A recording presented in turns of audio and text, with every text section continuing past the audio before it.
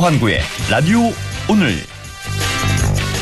여러분 안녕하십니까, 허환구입니다. 수도권의 분위기가 심상치 않습니다. 부천 쿠팡 물류센터 관련 확진자가 80명을 넘어선 상태고요. 게다가 그곳에서 멀지 않은 1,600명이나 근무하는 부천의 대형 콜센터에서도 20대 직원이 확진 판정을 받았습니다. 그리고 서울 충정로의 KB생명 콜센터에서도 현재까지 모두 8명의 확진자가 발생했습니다. 물류센터, 콜센터 모두 많은 인원이 밀집해서 근무하는 곳이라 걱정이 더 큽니다. 신규 확진자 수가 70명 후반대를 기록하면서 다시 사회적 거리두기로 돌아가야 한다는 의견도 나왔는데요.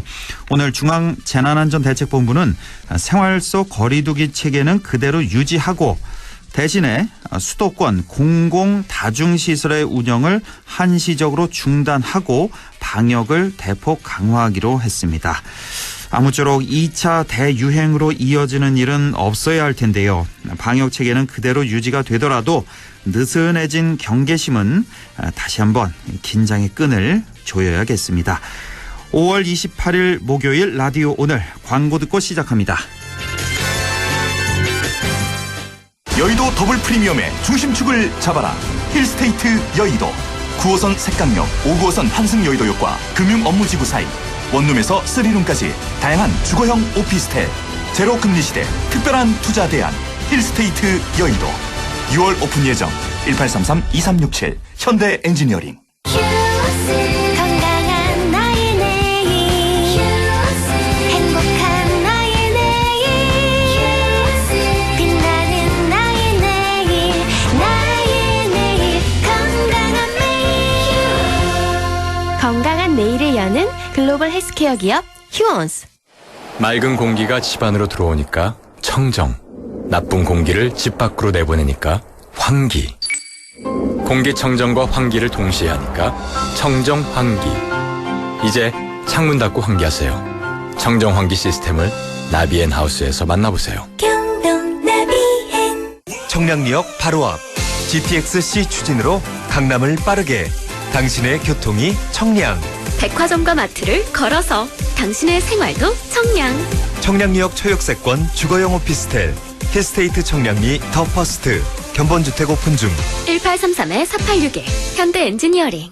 5월 쌍용 자동차 이자 이상무 보증 이상무 역대급 혜택 준비 완료.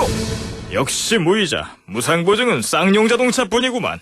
지금 SUV 전 차종을 일시불로 구매하면 10년 10만 킬로미터 무상보증 또는 60개월 무이자 할부까지. 오직 쌍용자동차 전시장에서.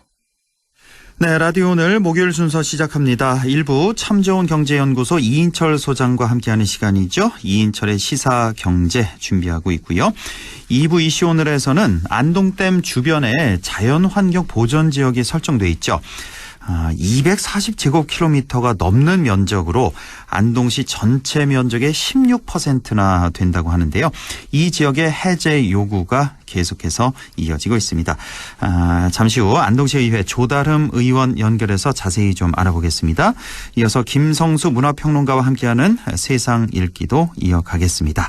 라디오 오늘 생방송 놓치신 분들 유튜브로도 다시 들으실 수 있습니다. 많은 애청 바랍니다. 네, 경제 이슈 짚어보는 시간 시사경제 시작합니다. 참 좋은 경제연구소 이인철 소장과 함께하죠. 소장님 안녕하십니까? 예, 안녕하세요. 예, 오늘 한국은행 금융통화위원회 오전에 열렸는데 자, 그동안에 금리 이번에도 내릴 것이냐, 그리고 GDP 성장률 전망 어떻게 할 것이냐 관심이 갔었는데 기준금리 전격 인하를 했네요. 그렇습니다. 한국은행이 기준금리를 0.25%포인트 인하했습니다. 연 0.5%로 낮췄는데요. 네. 역사상 가장 낮은 수준입니다. 더욱 놀랐던 건 금통위원 7명 전원 만장일치라는 거죠. 만장일치였습니까, 이번에? 그렇습니다. 예. 지난 3월 17일에 0.5%포인트 금리 낮춘 이후에 예. 지금 3월분 인하분까지 합치게 되면 모두 코로나19 대응을 위해서 0.75%포인트나 금리를 내린 셈인데요. 예. 이번 금리 인하로 이제 미국의 기준금리와의 격차 차가 0.25에서 0.5%포인트로 높아졌습니다. 네. 자, 한국은행이 이처럼 금리 인하에 나선 이유, 코로나19 충격이 예상보다 크다라는 판단입니다. 올해 1분기 이미 내수 충격으로 이 GDP 성장률 전기 대비 마이너스 1.4%, 글로벌 금융위기 이후 최악이고요. 예. 또 글로벌 봉쇄 조치로 인해서 수출 감소 본격화되는 건 바로 2분기에 충격이 예상이 됩니다. 이주열 총재 그러나 추가 금리 인하는 경계를 했습니다. 0.5%라는 기준금리는 실효 하한에 가깝다. 실효 하한이요? 예. 이제 더 이상 내릴 여지가 없다라는 의미로 받아들여지고요. 예. 다만 금리 인하 이외에도 필요하다면 국고채를 적극 매입하는 방식으로 시장의 유동성 공급, 시장 안정에 나설 수 있음을 강조했습니다. 예, 그렇군요. 자, 이렇게 뭐 경제 전반이 다 코로나 영향으로 부진한 상황에서 나온 금리 인하여서 그렇게 달갑지만은 않은 그런 상황인데, 이번에도 관심이 갔던 게 우리나라 성장률 전망치 기존에 2.1%였는데 이번에 어느 정도나 낮출까 관심이 갔었는데요. 이번에 뭐 마이너스로 대폭 낮췄다고요? 그렇습니다. 올해 성장률 전망치를 지난 2월에 2.1%로 제시했는데 석 달 만에 2.3%포인트나 낮춰서 마이너스 0.2%로 수정을 했습니다. 예. 22년 만에 첫 역성장, 마이너스 성장을 예고한 셈인데요. 우리나라가 연간 성장률이 마이너스를 기록한 건 전후 2번밖에 없습니다. 예. 2차 소규 파동이 있었던 1980년대 마이너스 2.6%였고요. 외환위기였던 1998년 당시 마이너스 5.1%였습니다. 우리 이제 글로벌 금융위기가 있었던 2009년에도 당시는 사실 하느니 마이너스 성장률을 예상했지만 플러스 0.2% 가까스로 플러스 성장을 유지했는데요. 예. 어쨌든 이제 다른 기관과 좀 비교를 하게 되면 앞서 이제 금융연구원이 지난 14일에 성장률을 마이너스 0.5%로 낮춰 잡았고요. 예. 한국개발연구원 KDI는 플러스입니다. 올해 코로나19가 잡힌다면 연간 0.2% 플러스 성장. 만에 안에 이제 장기화된다면 마이너스 1.6%로 떨어질 수 있다라고 전망한 바가 있습니다. 예. 이 국제통화기금 IMF 역시 지난 14일 지난달 이제 올해 성장률 전망치 우리나라 마이너스 1.2%로 제시를 하고 있는데 대부분 이제 제로 이하의 성장률을 예측하고 있어서 네. 뭐 KDI보다도 다소 이제 보수적으로 접근한 것으로 보입니다. 그렇군요. 뭐 국내외 기관들 대부분이 이제 마이너스 성장을 예상하고 있는 그런 상태고, 하지만 다른 나라에 비해서는 뭐 OECD 선진국들에 비해서는 훨씬 양호하다는 거, 예. 이게 좀 위안이 될는지는 모르겠습니다만은. 예. 자, 지난해죠. 이제 2019년 우리나라 국내 총생산 GDP 순위가 나왔는데 전년에 비해서 2개 단위나 밀렸다고요? 그렇습니다. 이 명목 GDP라는 건 이 국가 간 경제 규모를 비교할 때 주로 사용을 합니다. 예. 지난해 우리나라의 국내 총생산 순위가 1년 전보다 1년 전 8위였는데 2단계 떨어져서 10위에 그친 겁니다. 네. OECD 회원국, 주요 신흥국 38개국 가운데 10위인데요. 2018년 이 8위에서 2계단 떨어져서 지금 8위의 캐나다, 9위 러시아한테 밀린 겁니다. 예. 우리나라 순위가 떨어진 것은 이제 글로벌 금융위기였던 2008년 당시에 이제 12위에서 14위로 떨어진 이후에 11년 만인데 순위가 떨어진 이유는 저성장 탓입니다. 물가를 감안한 지난해 우리나라의 명목 성장률은 1.4%에 불과해서 예. OECD가 조사한 47개국 가운데 성장률이 세 번째로 낮았습니다. 예. 그러면 이 세계에서 가장 큰 경제 대국이 어디냐? 아직은 미국인데요. 예. 1위가 미국 21조 4천억 달러, 2위가 중국입니다. 14조 3천억 달러. 아직은 7조 달러가량의 격차를 보이고 있고 예. 그 뒤를 일본, 독일, 영국과 프랑스, 이탈리아 순이었습니다. 그리고 이제 1인당 GDP라고 해서 이 1인당 국민소득도 비교해 볼 수 있는데요. 예. 2019년 3만 1,680달러입니다. 2018년에 3만 3,340달러보다도 좀 떨어지긴 했지만 예. 그러나 전체 35개국 가운데 22위로 전년과 순위가 같았습니다. 예, 그렇군요. 그렇군요. 자, 다음 소식인데요. 정부가 다음 달 20일에 시작되는 여행 주간을 기점으로 해서 한 달 동안이죠. 관광을 앞세운 대대적인 내수시장 활성화에 나선다는 소식인데 그렇습니다. 그런데 이게 좀 최근에 뭐 이태원발도 있고 물류창고발도 있고 콜센터 등등 해서 이게 좀 여의치가 않겠는데요. 맞습니다. 그러나 이제 코로나19로 직격탄을 맞은 산업을 꼽으라면 바로 이 관광인데요. 예. 올해 4월 방한한 관광객은 지난해보다 98.3%가 줄었고요. 우리 국민의 외국 여행은 99.3%가 감소했습니다. 거의 여행을 안 갔다는 건데요. 예. 이러다 보니까 이제 이 관광 내수 시장 활성화 대책을 발표한 건데 여행을 독려하기 위한 각종 할인 혜택 크게 세 가지가 눈에 띄는데요. 네. 우선 국내 온라인 사이트를 통해서 숙박시설을 예약하게 되면 최대 4만 원의 할인 쿠폰 100만 개를 지원합니다.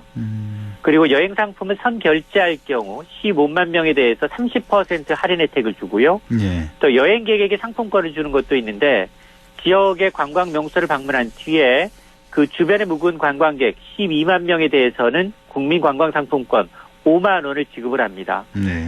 여기 이제 특정 기간을 두고 관광지 입장료 등을 깎아주는 여행 주간이 올여름에는 2주에서 한 달 정도로 더 늘어나게 되고요. 네. 또 철도, 고속버스와 같은 교통비 대폭 이제 할인 인하를 하겠다라는 건데 정부는 이번 대책으로 총 4조 6천억 원 가량의 관광 지출 효과, 한 8조 5천억 원 가량의 생산 유발 효과를 기대하고 있습니다. 예. 자, 이렇게 경제를 좀 살리기 위해서 관광 분야 대책을 내놓긴 했습니다만, 글쎄요, 최근에 그 수도권발 코로나 그 집단 감염 때문에 다시 사회적 거리두기로 돌아가야 되는 거 아니냐, 이런 얘기가 나오는 상황이어서, 글쎄요, 이 정책이 어떻게 지금, 전개가 될지 좀 지켜봐야 될 것 같습니다. 자, 이번에 자동차 산업 좀 볼까요? 그 현대 기아차가 지난 3월이었나요? 4월이었나요? 왜 중국에서 그 부품 있잖아요. 와이어링 하네스라고. 이 부품이 들어오지 않아서 공장을 세웠던 그런 기억이 있는데 현대 기아차가 이번에는 수출 감소 때문에 국내 공장 가동을 또 멈춘다고요? 그렇습니다. 이 수출 부진에 제조업이 흔들리고 있는데요. 현대 기아차가 다음 달 또 일부 공장 가동을 중단합니다. 현대차 울산 사공장은 이제 이 포터라는 이제 트럭 생산 라인인데요. 예. 다음 달 1일부터 5일까지 쉬고요. 또 울산 3공장에는 베뉴, 아이오닉 생산 라인, 소형차 생산 라인을 11일과 12일 가동을 멈춥니다. 또 코나나 벨로스토를 생산하는 울산 1공장도 휴업을 검토하고 있고요. 현대차는 이제 코로나19 사태 이후에 주요 나라에서 이제 봉쇄령이 내려졌죠. 이러다 보니까 해외 이 영업정이 문을 닫고 있습니다. 재고가 쌓이니까 물량을 보내지 말아달라. 이렇게 수출에 어려움을 겪고 있다는 겁니다. 특히 현대차는 이번 달에도 6일부터 8일까지 아반떼, 베뉴, 아이설트와 같은 이 생산 라인의 가동을 멈춘 바가 있는데 기아차 역시 이 가동 중단이 되풀이되고 있습니다. 소아리 1공장 이번 달에 이제 4일에서 한 6일 가량의 가동을 중단하고요. 예. 또 스포티지 소울을 생산하는 기아차의 광주 2공장도 지난 25일부터 오늘 29일까지 예정이던 휴업을 다음 달 5일까지 연장하겠다라는 건데, 자, 이러다 보니까 현대차 노조가 올해는 임금 인상 대신에 네. 일감을 좀 줄이지 말아달라라고 먼저 타 측에 읍소를 하고 있습니다. 이 정도군요. 그러니까 우리나라 1등 자동차 기업인 현대 기아 자동차가 수출이 안 돼서 소비가 지금 안 돼서 이렇게 국내 공장 가동을 멈추고 있는 상태.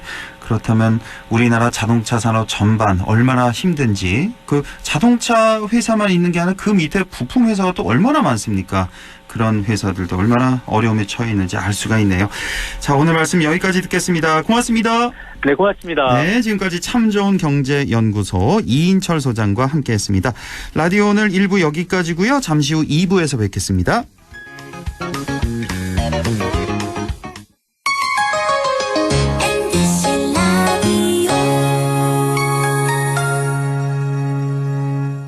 할인점보다 더 실속 있고 편의점보다 더 편리하게 살 수 있는 곳, 시장보다 더 정이 넘치고 백화점보다 더 품격 있는 곳, 이런 곳이 없을까요?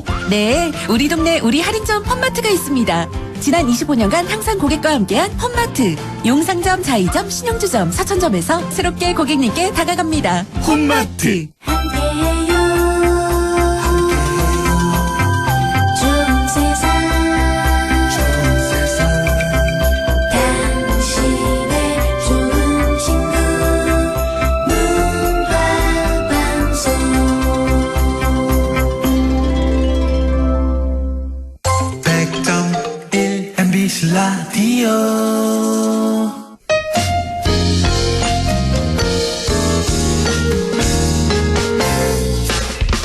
지금 여러분께서는 안동 MBC 시사정보 프로그램 허환구의 라디오 오늘을 듣고 계십니다. 저는 사생결담 강재입니다.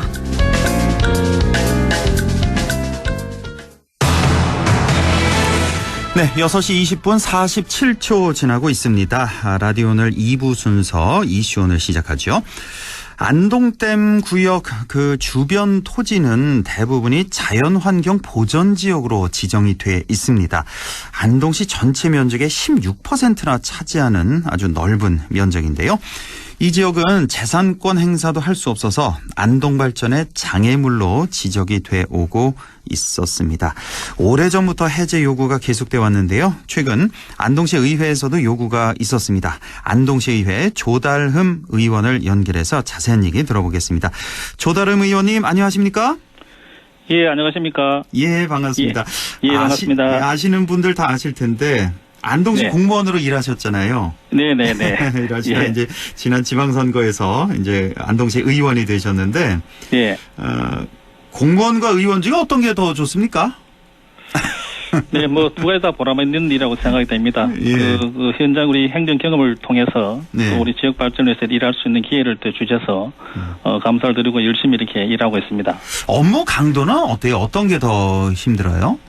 사실 이제 지평부 근무할 때는 뭐 제가 이제 맡은 이제 분야만 일을 하면 되지만 예.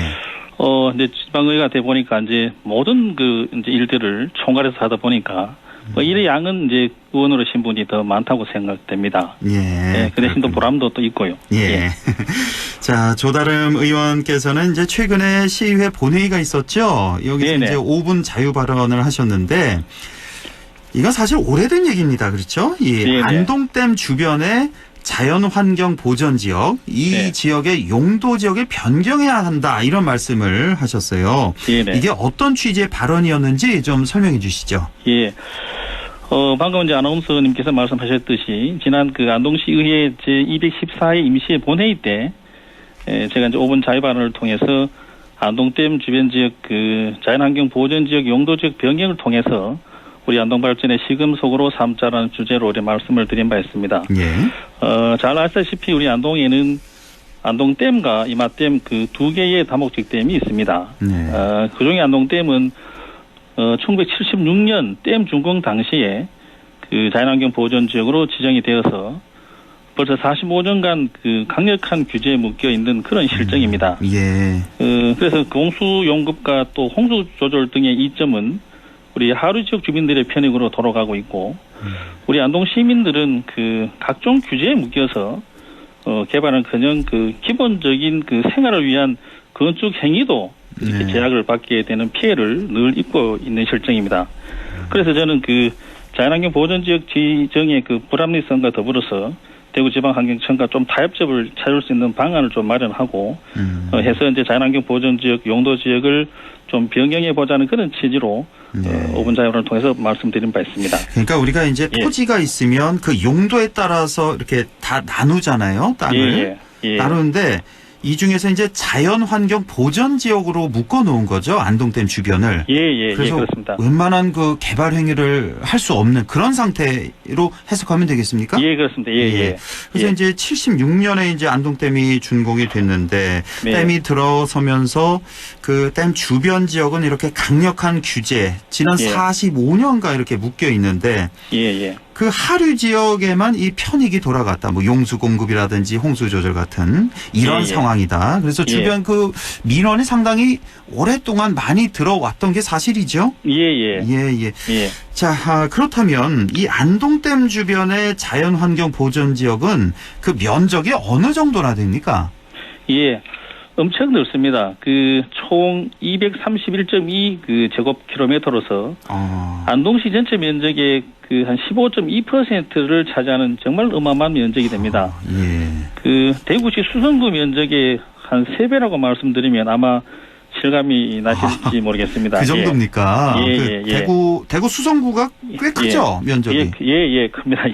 거기에 한 3배 정도 되는 거니까. 예, 예. 그러니까 대략 한 230제곱킬로미터 정도. 예, 예. 안동시 전체 면적의 15% 정도 차지하는 어마어마한 면적이라는 거. 그러니까 이 230제곱킬로미터 이 면적 안에 그 안동호 있잖아요. 호수.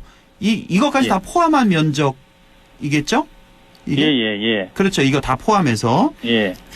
그러니까 이게 한 230제곱킬로미터니까 우리가 저 정사각형으로 따지자면 한 가로 15km, 세로 15km 정도 대략 그 정도 되는 면적입니다. 맞습니다. 1km가 얼마나 먼 거리인데 이게 15km, 가로 15, 세로 15km 정도 되는 상당히 큰 면적인데 이곳이 다 지금 자연환경 보전지역으로 묶여 있다는 말씀이시고. 자, 지금 이곳에 이제 주인이 있는 땅일 텐데요. 물론 뭐 시유지도 있고 구유지도 있고 그렇겠습니다만. 그렇습니다. 사유지가 많이 있을 텐데 이 땅 주인들로서는 재산권 행사에 상당한 어려움이 그동안 있었겠어요. 참 많았었습니다. 뭐 어땠습니까? 예를 들어 그 지역 내에는 건축이 대부분 다 제한이 되는 겁니까? 자연환경 보존 지역 내에는 축사라든지 또 공장, 제조업소, 또 음식점 등은 물론이고 농가용 창고라든지 또 우리 일반 단독 주택 또 그리고 또 농기계 수리점 이런 농경 생활의 그 필수적인 시설도 모두 건축에 이렇게 제한이 되고 있습니다. 그래요. 그러니까 안동호가 이제 상수원이니까 축사나 공장을 못 짓게 하는 건 좀 이해가 가는데 농가용 창고라든지 뭐 농기계 수리점, 일반 단독주택 이런 것도 다 지금 제한이 돼 있다는 말씀이시고. 그래서 그런데 너무 어려움을 그동안 많이 겪고 왔습니다. 그렇겠네요, 정말. 근데 우리 안동 말고도 다른 지역에도 댐이 많이 있잖아요. 근데 그 다른 지역의 댐도 안동댐 주변처럼 그렇게 자연환경 보전 지역으로 묶여 있습니까? 아니면 해제가 된 곳이 많이 있습니까? 전국에 총 21개 댐이 있습니다. 그 21개 댐 그 주변 지역 중에 9개 댐에 대해서 자연환경 보존 지역으로 지정이 되어 있습니다. 전국의 21개 댐 중에 9개 댐이 지금 자연환경 보존 지역으로 지정돼 있다. 그래서 보면 그 중에 9개 댐 중에 또 우리 안동 댐과 소양강 댐을 제외하고는 그 상수원 보호구역이라든지 또 국립공원 또 도립공원 등에만 이렇게 지정되어 있습니다. 그런데 저희 우리 안동댐과 우리 소양강댐은 전체적으로 이렇게 다 보존지역으로 이렇게 또 이렇게 묶여나는 그런 실정입니다. 그리고 또 예를 들어 보면 그 소양강댐의 그 경우를 보면은 우리 안동댐과 마찬가지로 1976년도에 그 호수 중심선으로부터 또 가시구역이라는 그 모호한 기준으로 자연환경 보존지역으로 지정을 했었거든요. 그런데 이제 우리 소양강댐은 2010년도에 그 사실 대규모로 그걸 해제를 한 바가 있습니다. 소양강댐은 지난 2010년에 대규모로 해제가 됐다. 어느 정도나 감소가 됐어요? 그 지역이? 전체 100으로 보면 한 32.7% 그 정도 이렇게 감소를 그 당시에 해제를 했었어요. 3분의 1이나 자연환경 보전 지역에서 해제를 했다. 그러니까 전국에 이제 21개 댐 중에 9개 댐이 자연환경 보전 지역으로 지정돼 있는데 그 중에서 우리 안동댐과 춘천에 있는 소양강댐의 규제가 제일 심했군요. 그런데 그 중에 그 소양강댐도 10년 전에 대규모로 해제를 했다. 안동댐만 지금 소외가 된 상태네요. 그래서 제가 이번 언제 임시회 때 왜 소양강댐은 되는데 또 왜 우리 안동댐은 안 되는지 그렇게 한번 또 이렇게 요구를 한 적이 있습니다. 그렇네요. 정말.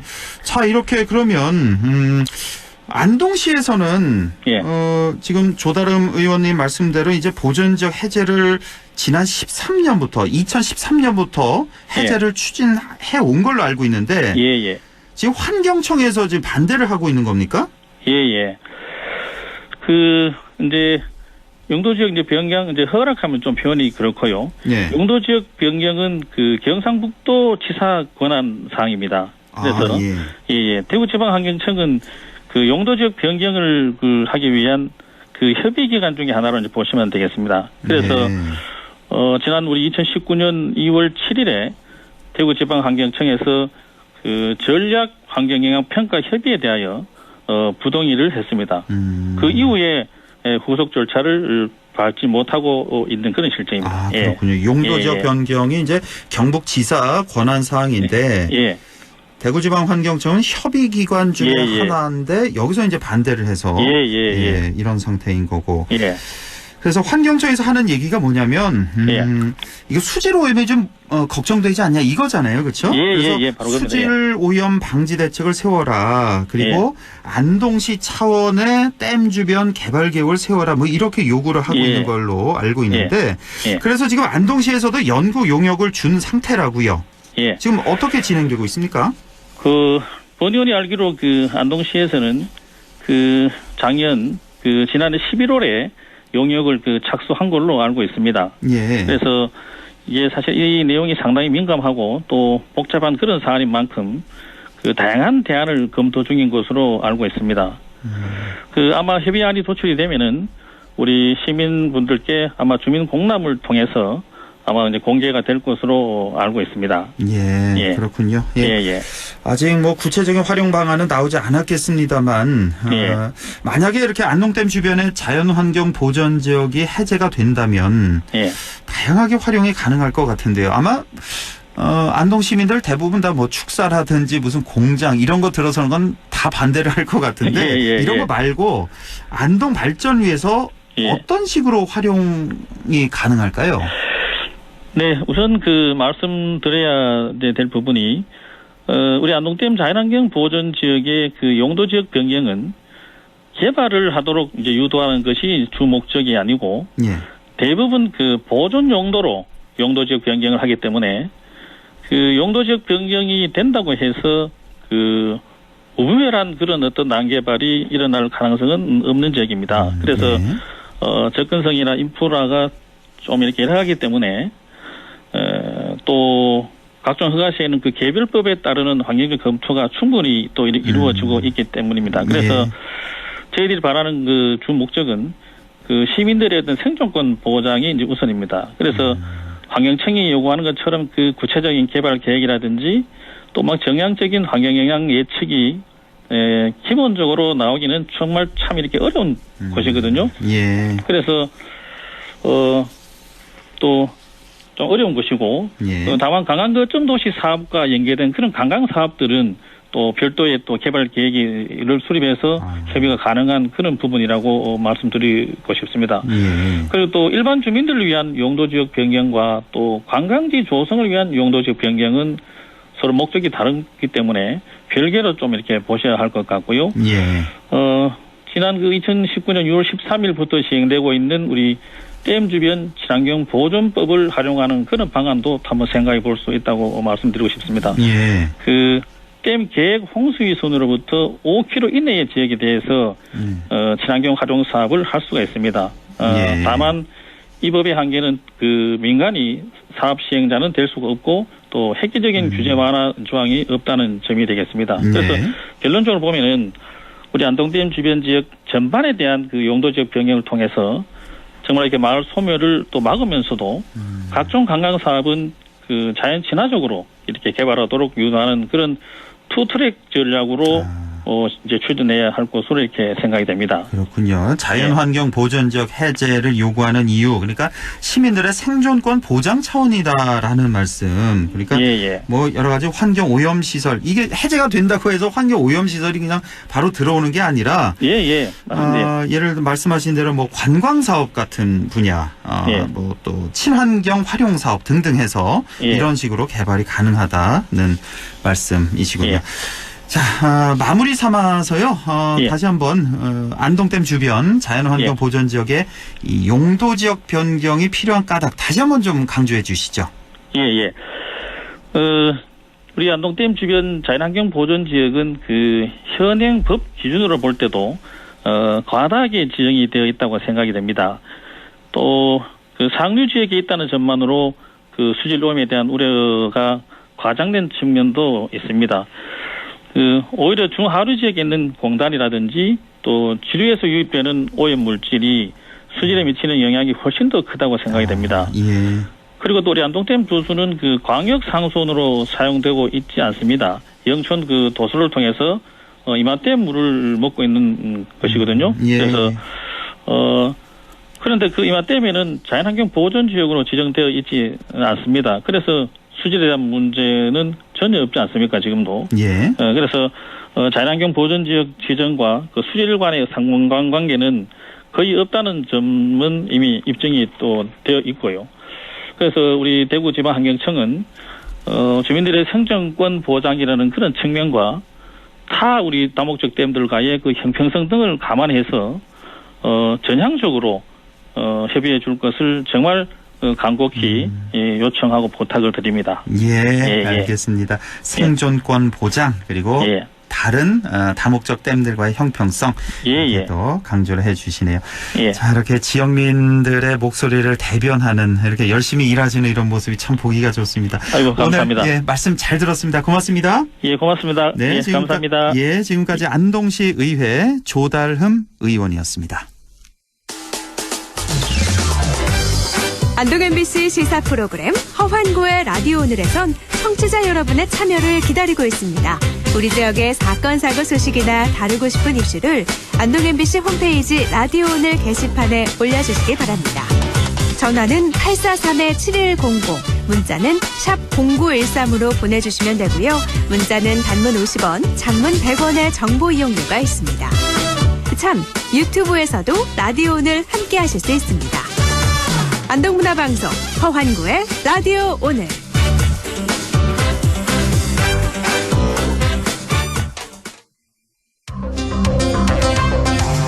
네, 김성수의 세상 읽기 시작합니다. 오늘도 김성수 문화평론가와 함께하죠. 안녕하십니까? 안녕하세요, 김성수입니다. 네, 매주 어떤 주제를 가져오실까 항상 기대하게 만드시는데 오늘은 어떤 얘기를 나눠볼까요? 예, 오늘은 분단 이후에 무려 70여 년 동안이나 미지의 땅으로 남아있던 비무장지대 이야기 좀 해보려고 합니다. 아, 예. 예, 이 비무장지대에서 지난 26일서부터 문화재 실태 조사가 시작이 됐습니다. 사실은 원래 남북한이 이런 조사를 함께 하려고 4.27 판문점 선언에서 이제 비무장지대를 평화지대로 만들자 이렇게 약속을 하고 문화자연유산 실태조사를 같이 하기로 했었어요. 그런데 남북관계가 경색이 돼 있는 상황에서 이제 북한은 우리 쪽의 어떤 제안이라든가 이런 것들에 답을 안 하고 있는 그런 상황이죠. 근데 더 이상 뭐 미룰 수가 없었던 거예요. 그래서 우리 그 문화재청부터 이제 먼저 실태 조사를 해 나가면서 뭐 그러면서 또 이제 여러 가지 그 또 가능성들을 갖다 엿볼 수 있으니까 뭐 사실 이렇게 해 나가면서 이런 부분들을 가지고 뭔가 뭐 회의를 더 촉구할 수도 있고 또 우리의 실태 조사한 것들을 공유하면서 또 만날 수도 있고 이런 가능성이 있으니까 그런 입장에서 지금 먼저 시작을 했다고 볼 수 있습니다. 그러니까 비무장지대에 있는 문화 자연유산 실태 조사를 이제 시작을 했다. 26일부터 그 소식인데, 그러니까 이게 원래는 같이 하면 좋은데 남북이 그런데 아쉽지만 사정상 남한 먼저 이렇게 조사가 시작됐다는 거. 자, 비무장지대 하면 뭐 지금 청취자들 다 잘 알고 계실 겁니다. 뭐 휴전선을 중심으로 해서 남북으로 한 2km 정도, 그 정도 지역을 뜻하는데 다시 한번 좀 개념 정리를 좀 해주시죠. 비무장지대에 대해서. 뭐 왜 이걸 개념 정리해야 되냐면 이미 뭐 군생활 등등을 갖다가 이제 전방에서 해보신 분들은 이 개념이 확 머릿속에 들어와 있을 겁니다만 그렇습니다. 그런데 실제로는 우리가 굉장히 오랜 시간 동안 대치 국면만 가져왔기 때문에 비무장지대 하면 오히려 굉장히 위험한 지역 또 어떻게 보면은 좀 군사 행동들이 잦은 지역 이렇게 생각을 하십니다. 그렇지만 원래는 군사 활동이 금지된 지역입니다. 그러니까 전쟁이나 분쟁 등으로 휴전 상태에 들어간 상호 간이 협약을 해서 일정 규모의 공간 동안 여기서는 무기도 두지 말고 초소도 두지 말고 뒤로 물러나자. 이 안으로 들어가지 말자 서로. 이렇게 약속하는 데가 비무장지대. 그래서 그러니까 우리가 알고 있는 뭐 GP, GOP 이런 초소가 비무장지대 그 밖에 있는 거잖아요. 서로 남한과 북한이. 제가 알기로는 그렇죠? GOP가 안에 있는 걸로 알고 있거든요. 그러니까 GOP는 그 안에 있는 건가요? 예, 그러니까 GP는 밖에 있고 GP는 밖에 GOP는 안에 있고 이렇게 알고 있거든요. 그러니까 예. 이제 원래대로라면은 그 비무장지대 안에는 절대로 원래는 둘 다 밖에 있어야 되는데 목이나 초소나 이런 것들을 둘 수가 없는 것이죠. 예. 그리고 그 안에서는 무슨 작전이나 이런 것도 하면 안 됩니다. 사실은. 예. 그런데 이제 뭐 솔직히 말하면 무력 충돌 같은 게 잦았잖아요. 예. 예, 그랬던 것이 이제 어떻게 보면 이 중립지대의 어떤 성격을 이어나가지 못했다 이렇게 볼 수가 그렇죠. 있는 것이겠죠. 예, 예. 한국의 비무장지대는 사실 이제는 전 세계 비무장지대의 상징이 되고 있고요. 그리고 어떻게 보면은 굉장히 넓은 지대지만 실제로는 뭐 비무장지대의 규모 중에서는 그렇게 큰 편은 아닙니다. 예. 북으로 2km, 남으로 2km. 예, 그리고 전체 그 군사 분계선을 따라서 이 비무장지대가 만들어져 있는데요. 예. 그런데 그 사실은 이제 남방 한계선과 북방 한계선에 철저하게 철책을 쳐놨죠. 그래서 정말 동물들도 지나가지 못하는 철책들이 쳐져 있고요. 예. 그리고 우리가 또 이제 민통선하고 좀 헷갈리시는 분들이 있잖아요. 예. 네, 민통선은 남방 한계선 아래로 또 민간인 출입 통제선이 따로 있죠.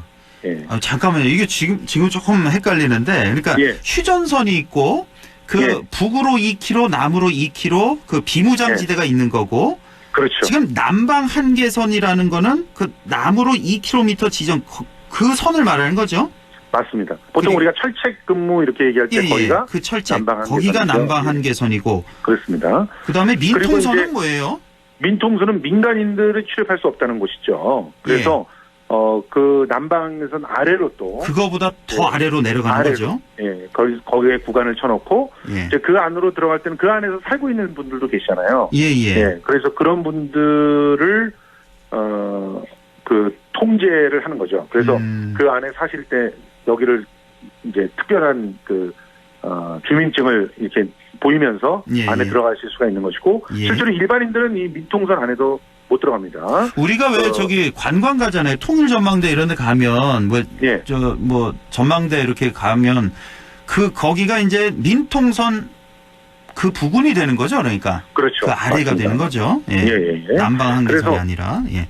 그렇죠. 남방 한계선 안으로 들어가려면은요, 유엔군 사령부에서 발급한 특별한 통행증이 있어야 돼요. 이거는 아무나 지금 못 들어가고요. 그렇겠죠. 예. 예, 맞습니다.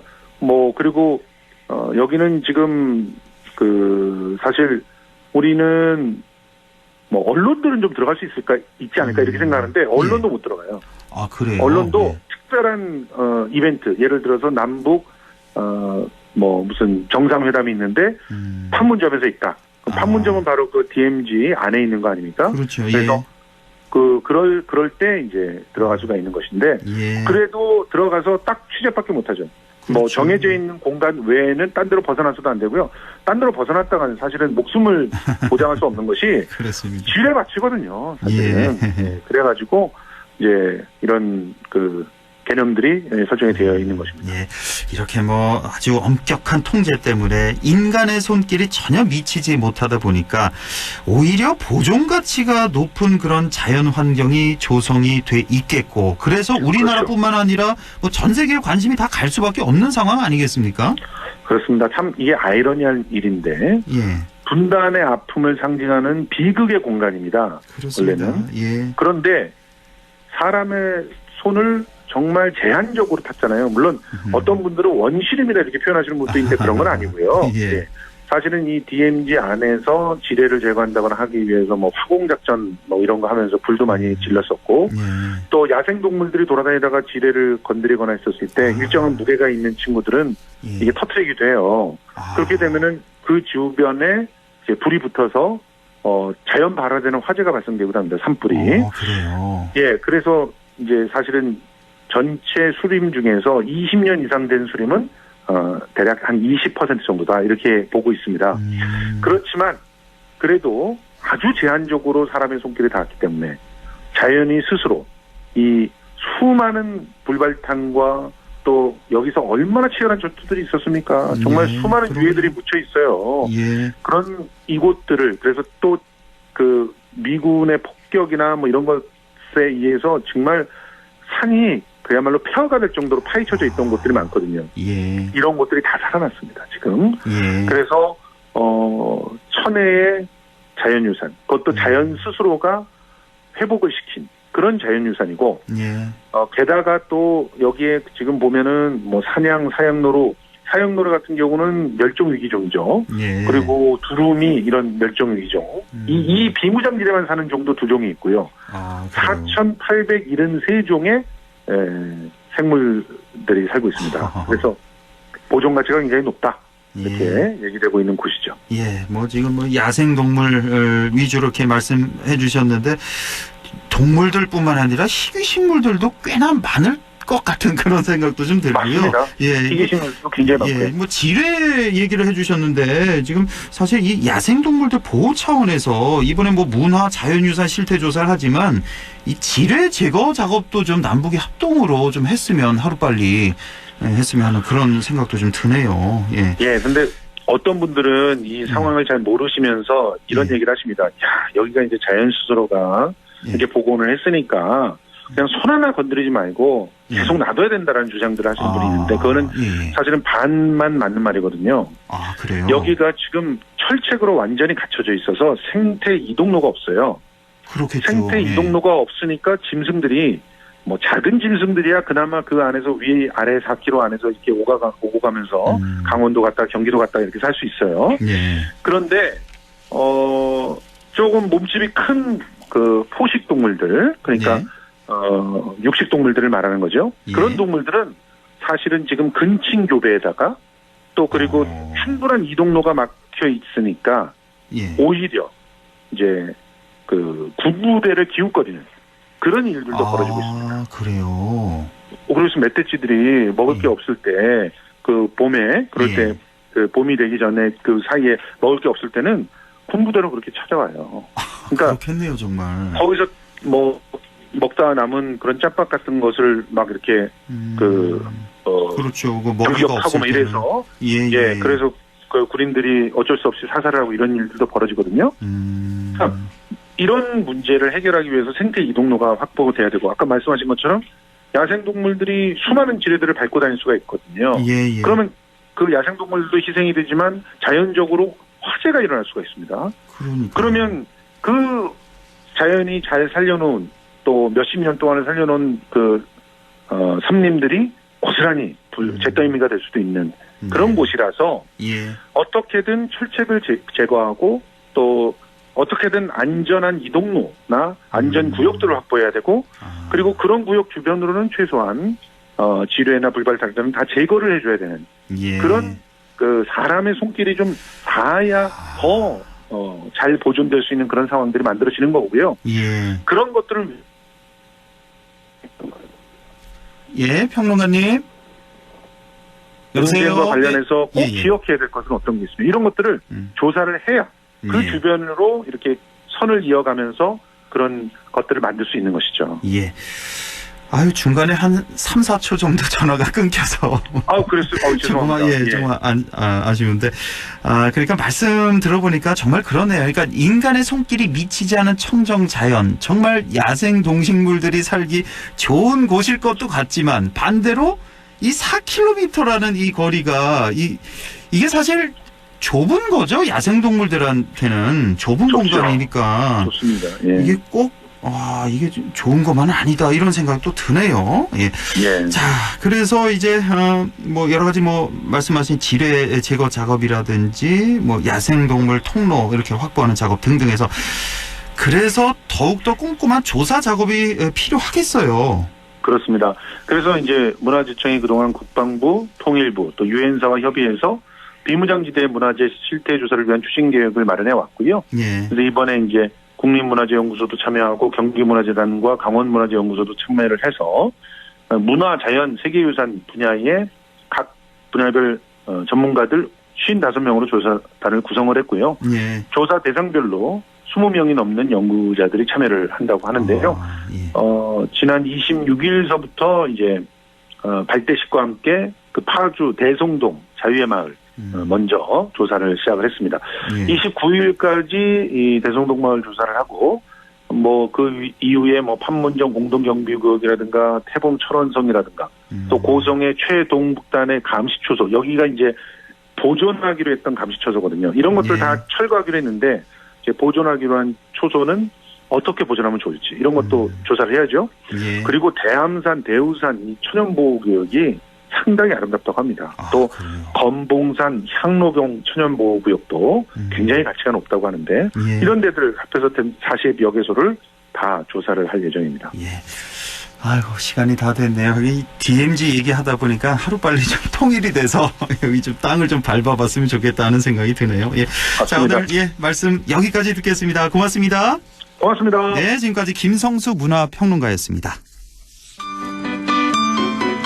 날씨 알아보겠습니다. 김도연 캐스터 전해주세요.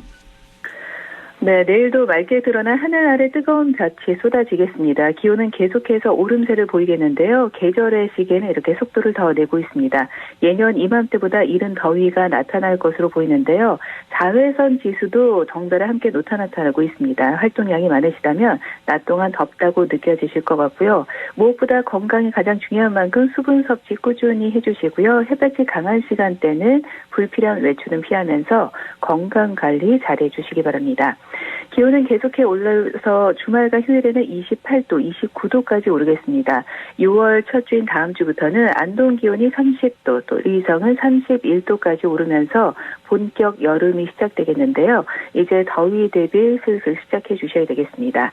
일평균 미세먼지 농도는 걱정하지 않으셔도 되겠습니다. 현재 우리 지역 미세먼지는 25 마이크로그램으로 좋은 상태 유지하고 있습니다.